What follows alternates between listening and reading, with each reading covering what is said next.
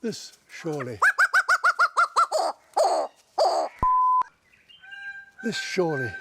is one.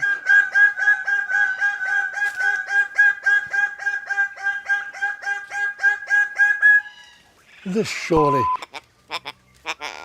close up, the prunes are truly exquisite. A gauzy tone. Of course, by the 18th century, naturalists realised that birds of paradise did have legs. Even so, by about the 18th century. And so when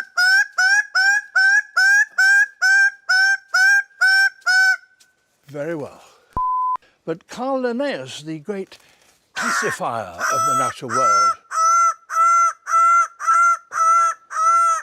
when he came to allocate a scientific name to this bird, called it woohoo, Paradisia apoda, the bird of paradise without legs.